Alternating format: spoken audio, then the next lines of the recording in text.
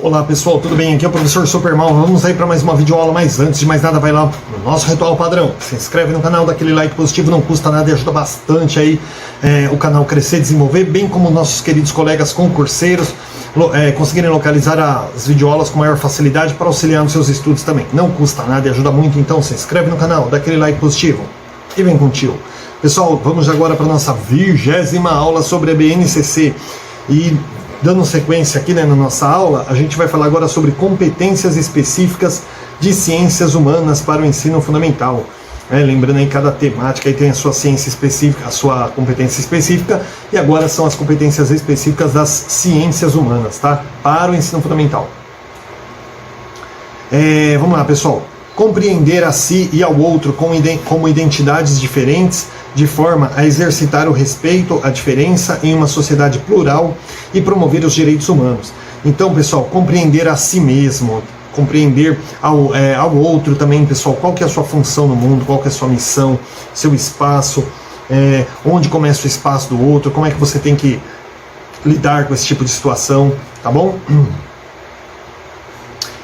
Como identidades diferentes, forma de exercitar o respeito à diferença, em uma sociedade plural e promover os direitos humanos, né? Então você já fala muito sobre respeito aqui, essa primeira competência aí.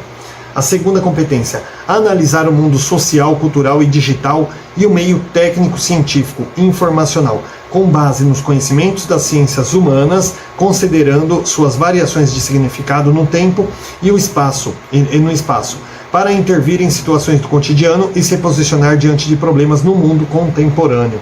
Então, pessoal, aqui fala sobre analisar o mundo social, cultural e digital, tá? E no meio técnico-científico e informacional. Com base o quê? Nos conhecimentos das ciências humanas, pessoal, considerando que uma mesma coisa, pessoal, tinha um significado no passado. Muitas vezes você trabalha muito assim, igrejas, associações também gostam de trabalhar esse tipo de temática, tá? De falar sobre tradições, né? Eu estou jogando, inclusive, eu vou deixar no link da descrição. Agora não, eu preciso terminar essa questão da BNCC aqui. Quando eu terminar, né, eu vou estar postando aí o link sobre uma videoaula chamada Ghost of Tsushima que eu fiz, que eu coloquei uma pedagogia que é um jogo, pessoal, um jogo de videogame. Puxa, acho que eu não tenho a foto aqui mais. É um jogo de videogame que eu estou jogando agora sobre samurais, fala sobre a primeira invasão do Império Mongol no Japão em 1243, e é um jogo muito bacana. E ali, caramba, gente, eu tenho que postar essa videoaula para vocês assistirem, é muito legal. Ali a história do jogo, ele fala um pouquinho sobre os samurais. Os samurais, eles têm uma cultura muito rígida ali, uma tradição muito rígida. E ali os mongóis, eles invadiram o Japão e saíram matando todo mundo, matou quase todos os samurais. E quando chegou, sobrou só 2 samurais ali, um velho, né, que acabou sendo capturado, e um jovem, que era sobrinho e pupilo deste samurai velho que foi capturado. E ali, pessoal, aquele samurai ali que sobra, o que ele tem que fazer? Ele tem que ir lá e lutar contra todo o Império Mongol, lá 5, 10 mil soldados, sozinho, o único último samurai que sobrou, para poder salvar o tio e resgatar o Japão. E o que acontece? Um cara contra 5 mil mongóis, o cara consegue lutar? Gente, é praticamente impossível, só no videogame, né? Mas a situação, pessoal, é um pouco mais complexa do que isso. Por quê? Porque aparece uma japonesa lá que fala pra esse cara, fala, olha, os samurais, ele tinha uma coisa muito de tradição, que falava assim, que o samurai, ele sempre avisa o inimigo que ele tá chegando. O samurai, ele nunca ataca pelas costas, eles acham que é covardia. E a mina chega pro cara lá, japonesinha, e fala assim, olha, meu querido, deixa eu falar um negócio pra você. Você quer honrar a tradição samurai? Fica à vontade.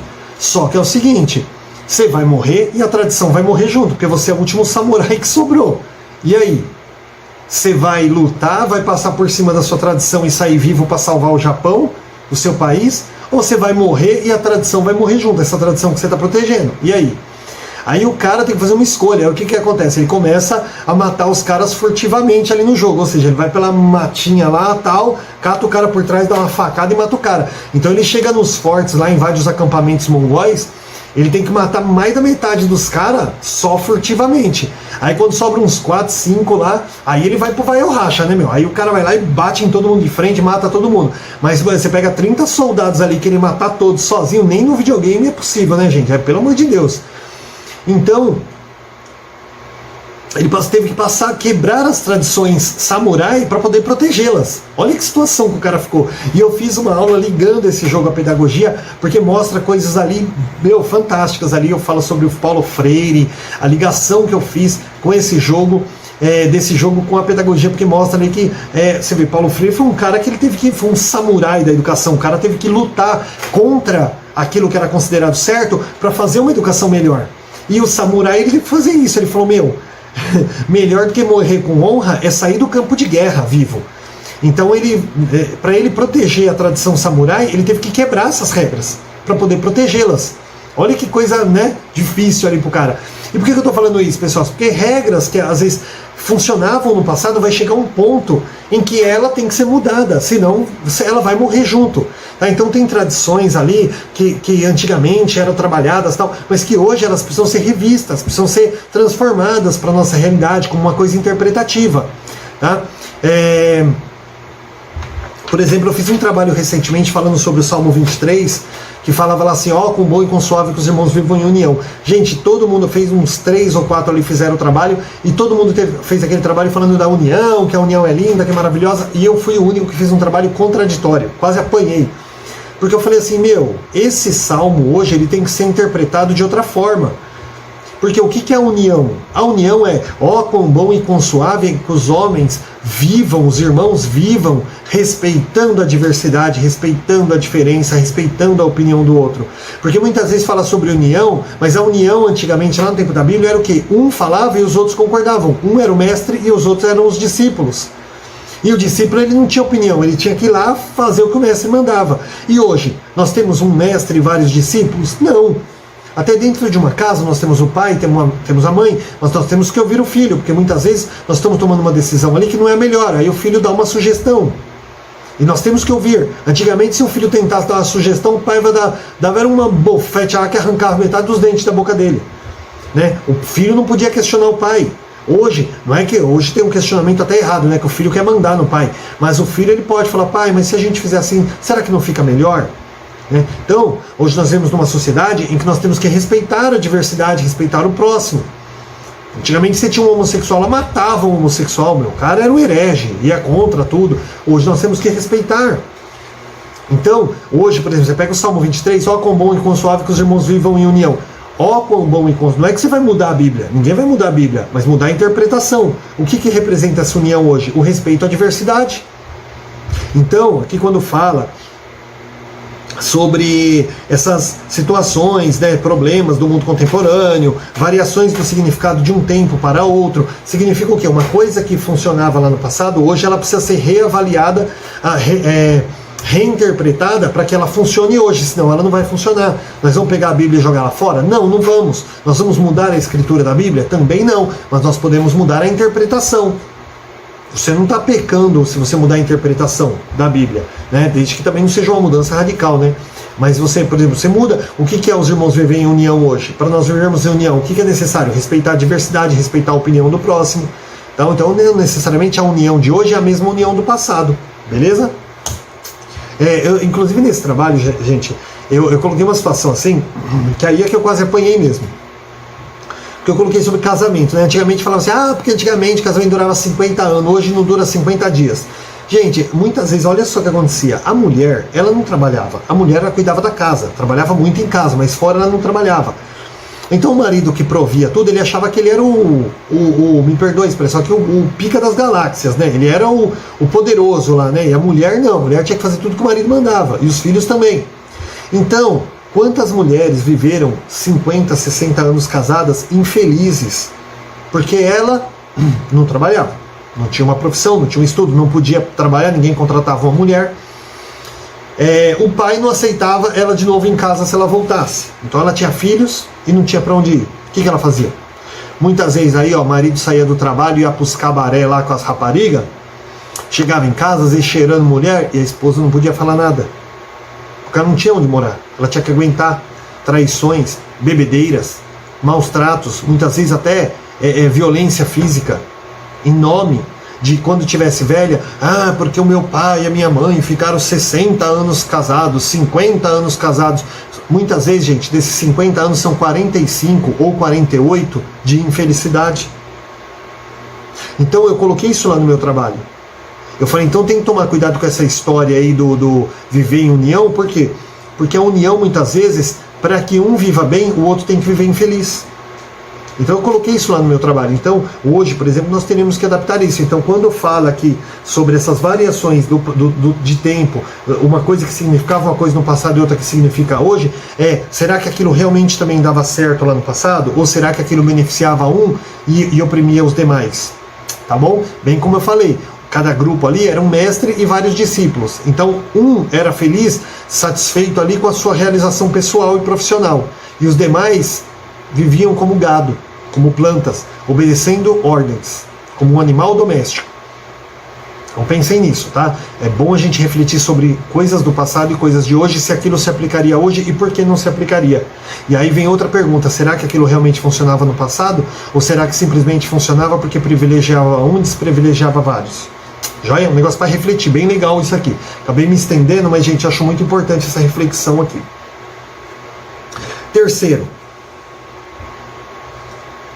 identificar, comparar e explicar a intervenção do ser humano na natureza e na sociedade, exercitando a curiosidade, propondo ideias e ações que contribuam para a transformação espacial, social e cultural, de modo a participar efetivamente das dinâmicas da vida social.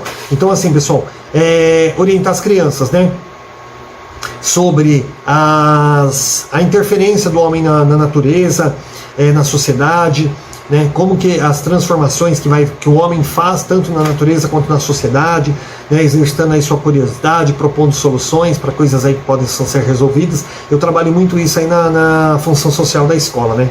Trabalho bastante esse tipo de coisa. Quarto, interpretar e expressar sentimentos, crenças e dúvidas com relação a si mesmo, aos outros e a diferentes culturas, com base nos instrumentos de investigação das ciências humanas, promovendo o acolhimento e a valorização da diversidade de indivíduos e de grupos sociais, seus saberes, identidades, costuras, potencialidades, sem preconceitos de qualquer natureza.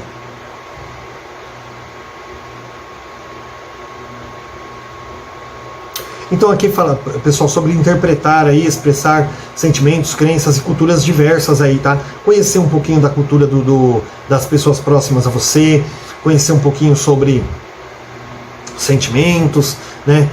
Aquilo que as pessoas gostam, aquilo que elas seguem, suas crenças, suas culturas. É legal você conhecer, porque conhecendo a gente aprende a respeitar. Olha outro caso aqui. Hoje eu estou para contar caso, pessoal. Causo, né? Como a gente diz, né? Contar um causo.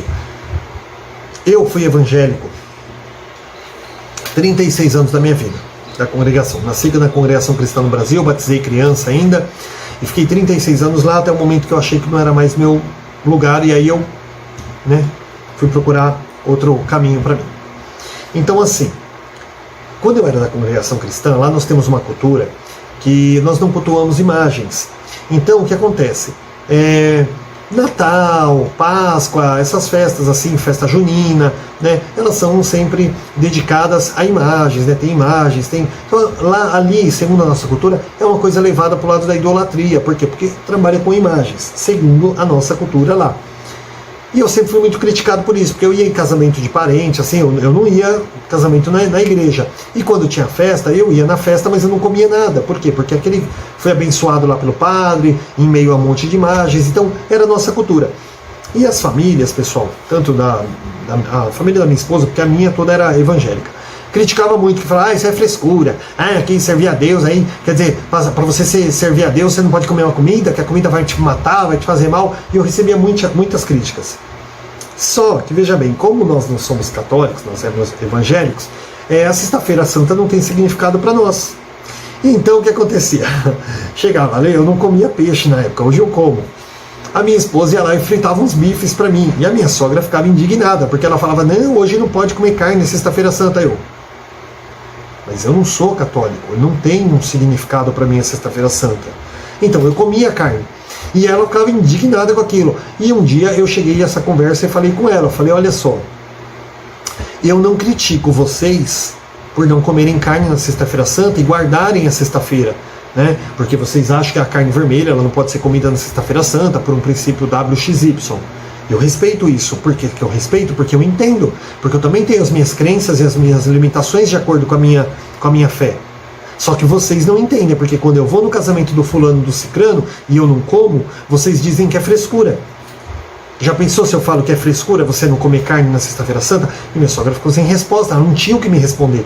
Eu falei, eu respeito a sua Sexta-feira Santa. Por quê? Porque eu entendo, porque eu também tenho minhas limitações. Então eu peço que quando chegar no Natal ou na festa junina, que eu não comer alguma coisa, que eu não participar, eu não seja tratado como frescura. Minha fé não seja desrespeitada. Então vocês veem que é a mesma coisa, né?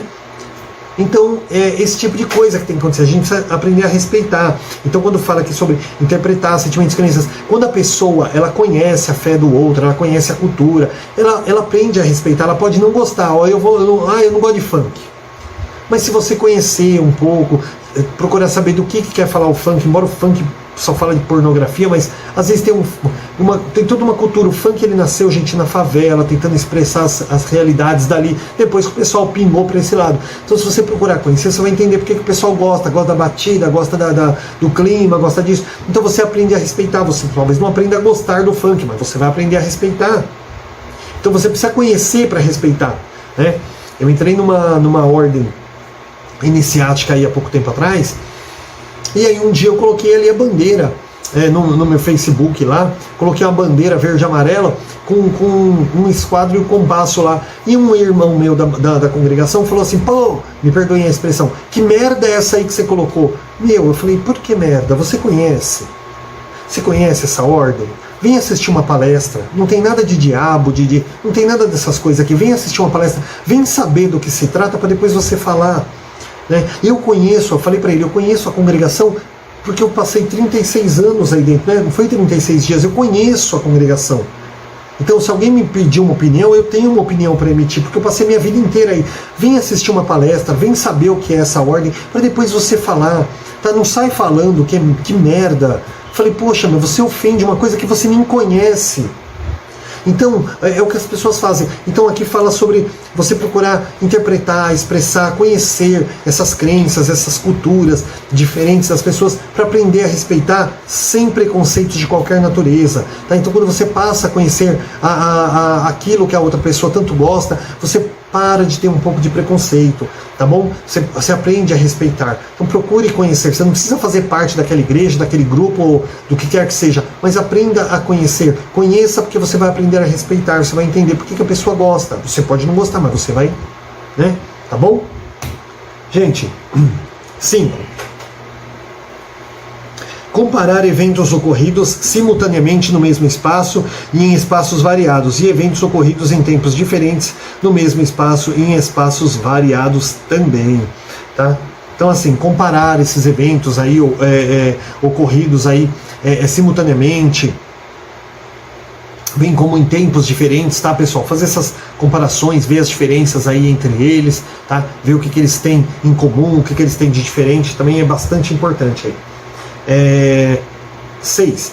Construir argumentos com base nos conhecimentos das ciências humanas para negociar e defender ideias e opiniões que respeitem e promovam os direitos humanos e a consciência socioambiental, exercitando a responsabilidade e o protagonismo voltados para o bem comum e a construção de uma sociedade justa, democrática e inclusiva. Então, vou pegar aqui o comecinho. Construir argumentos com base nos conhecimentos das ciências humanas, tá? Então, assim, para negociar, defender ideias, opiniões que respeitem e promovam os direitos humanos. Então, assim, pessoal, sempre, eu já falei isso aqui na outra aula, sempre que você for passar alguma coisa para frente, tenha como base a verdade, fatos, procure fontes confiáveis sobre aquela notícia antes de sair disseminando coisas, pessoal, porque você causa prejuízo na vida das pessoas, tá? Sempre trabalhe baseado em fatos, não na sua própria opinião. Não fique nas redes sociais emitindo opiniões vazias, sabe? Porque você prejudica a vida de pessoas, isso não acrescenta nada na sua vida e acaba prejudicando pessoas aí que só estavam ali para fazer o bem.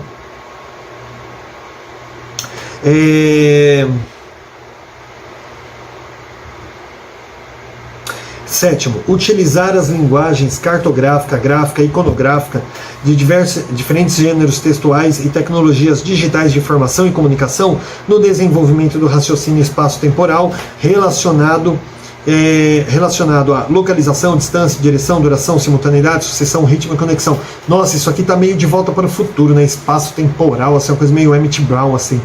Gente, aqui está falando sobre usar diversos tipos de linguagens aí, né? Cartográfica, a linguagem a partir de gráficos, a iconográfica, que é o quê? Gente, WhatsApp, né? Messenger, que a gente coloca aquelas carinhas para expressar indignação, alegria, tristeza, aborrecimento, tá? Então, utilizar bastante esse tipo de coisa aí no desenvolvimento aí do raciocínio espaço-temporal aí relacionado a diversos aspectos, tá? A gente vai falar um pouquinho agora sobre as competências específicas de geografia para o ensino fundamental. E vamos lá, vamos ver se dá tempo aqui. Primeiro, utilizar os conhecimentos geográficos para entender a interação sociedade-natureza e exercitar o interesse e o espírito de investigação e de resolução de problemas. Então, agora, competências específicas de geografia para o ensino fundamental. Gente, competências específicas de geografia. Utilizar conhecimentos geográficos, ou seja, que tem a ver com plano, que tem a ver com espaço, tá? Para entender aí a interação da sociedade, natureza e exercitar interesse e espírito de investigação. Segundo, estabelecer conexões entre diferentes temas de conhecimento geográfico, reconhecendo a importância dos objetos técnicos para a compreensão das formas como os seres humanos fazem uso dos recursos da natureza ao longo da história. Então, quando você vai trabalhar diversos temas aí na geografia, você vai passar de um tema para outro, tal, sempre procurar estabelecer conexões entre um e outro. Não, vou falar de escola e de repente eu pulo lá para o campo de futebol. Não, você vai falar da escola. O que é a escola? É um espaço social. Tá? Qual outro espaço social que a gente tem? É a igreja. Qual outro espaço social? Campo de futebol. Mas você tem como tema, por exemplo, o espaço social para poder representar essas coisas. Não simplesmente falar da escola e de repente falar do campo de futebol e não ter ligação nenhuma de um com o outro. Tá? Então, sempre fazer essas conexões aí e também a compreensão de como o homem faz uso dos recursos aí da natureza ao longo da história, sempre tendo a geografia como base. Terceiro, desenvolver autonomia e senso crítico para a compreensão e aplicação do raciocínio geográfico na análise da ocupação humana e na produção do espaço, envolvendo os princípios de analogia, conexão, diferenciação, distribuição, extensão, localização e ordem. Tá? Então, desenvolver autonomia e senso crítico, ou seja, tanto a autonomia quanto a capacidade da pessoa agir sobre aquilo, opinar, né, sobre isso, sobre algum tema, para a compreensão e aplicação aí do raciocínio geográfico também. 4. Desenvolver o pensamento espacial, fazendo uso das linguagens cartográficas e iconográficas de diferentes gêneros textuais e das geotecnologias para a resolução de problemas que envolvam informações geográficas. Tá? Então, gente, aqui é tudo muito referente à geografia, só que não tem muito o que explicar, tá? Então, faço a leitura e o que der para explicar eu explico, senão o 4 aqui, por exemplo, não tem. Desenvolver pensamento espacial, fazendo uso das linguagens cartográficas e iconográficas, diferentes gêneros, todos relativos à geografia. Tem coisa que não tem muito o que explicar, gente. Sabe? Tem coisa que não tem nada para explicar, na verdade.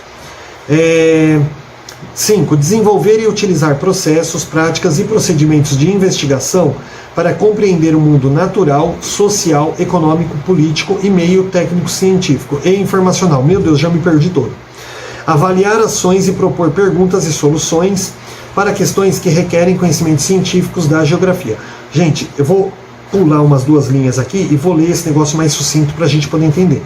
Desenvolver e utilizar processos, práticas e procedimentos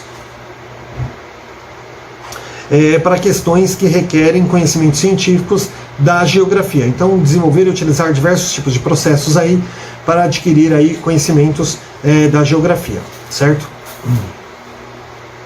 Para questões que requerem conhecimentos científicos da geografia. 6. Construir argumentos com base em informações geográficas, debater e defender ideias e pontos de vista que respeitem e promovam a consciência socioambiental e o respeito à biodiversidade e ao outro, sem preconceitos de qualquer natureza.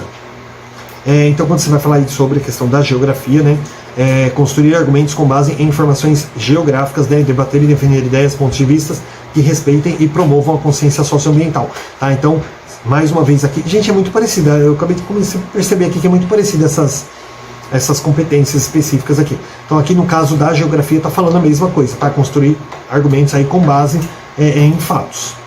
7. Agir pessoal e coletivamente com respeito, autonomia, responsabilidade, flexibilidade, propondo ações para as questões socioambientais com base em princípios éticos, democráticos, sustentáveis e solidários. Aqui, ó, eu falei isso na outra aula, gente, eu vou repetir porque é muito parecido. Agir de forma pessoal e também de forma coletiva, com respeito, autonomia e diversas qualidades aí, propondo ações sobre as questões socioambientais, com base nos princípios éticos, democráticos, sustentáveis e solidários. Gente, ou seja, não fazer nada buscando interesse próprio, um benefício próprio, mas um benefício coletivo, um benefício para todos. Tá? Isso aqui no campo da geografia, certo? Mas a base é a mesma que eu já falei nas outras aulas aí, porque as competências são muito parecidas, tá? Gente, a nossa aulinha vai ficando por aqui. Esse da geografia foi bem chato, foi um tema bem chato, porque eu meio que tô chovendo no molhado, né? Explicando 100 vezes a mesma coisa, porque só muda a palavra geografia para história para matemática, mas as competências são praticamente as mesmas, tá? Então não ficou tão legal esse de geografia, mas não é bem culpa minha, tá? Realmente é muita repetição ali. Pessoal, não esquece de se inscrever, de dar aquela curtida. Vamos aí para a aula 21, tá bom? Então bons estudos e até daqui a pouquinho.